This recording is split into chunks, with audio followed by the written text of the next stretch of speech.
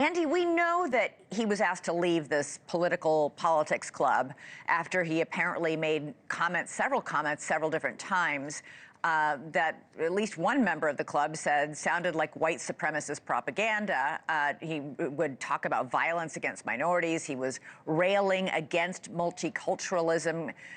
Could that be a clue?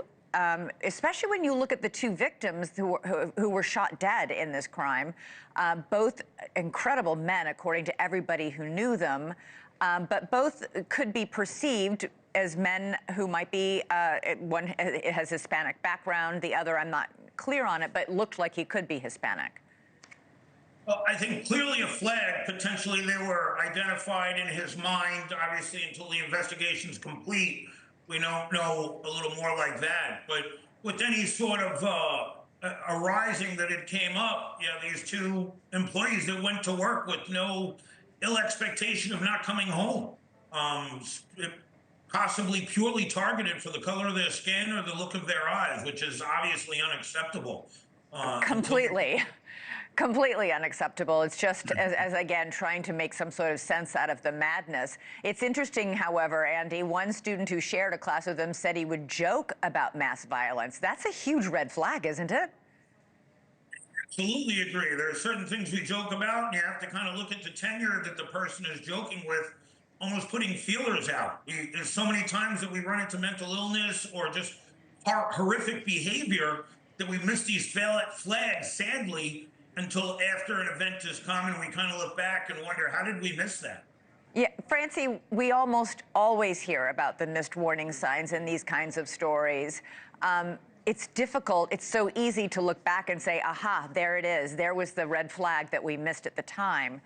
In the actual present, however, it's not so easy.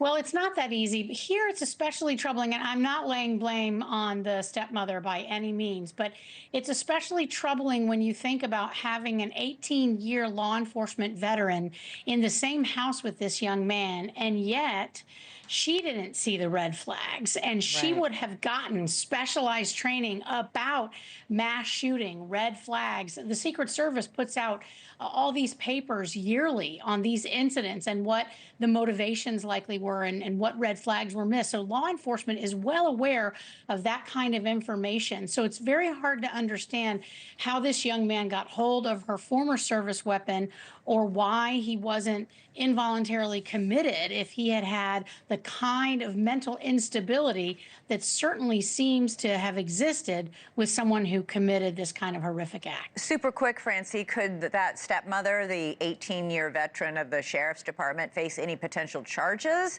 He's not a minor, he's 20, but he did get access to her gun.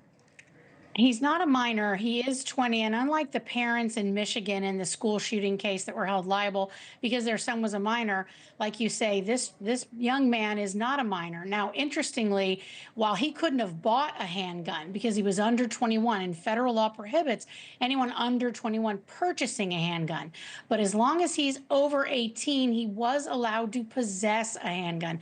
So I think that in order to hold her in any kind of liability, whether it's civil or criminal, there are going to have been some signs that she or the father overlooked in order to bring any sort of liability to them. And it's going to take a lot of investigating.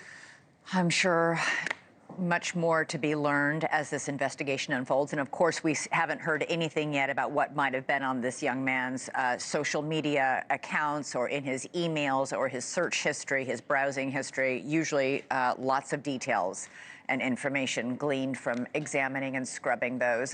Andy Bershad, Francey Hakes, thank you so much for joining us this Friday night. All right, have a great weekend. Thanks, Elizabeth. Thanks so much for watching. Go to joinnn.com to find NewsNation on your television provider.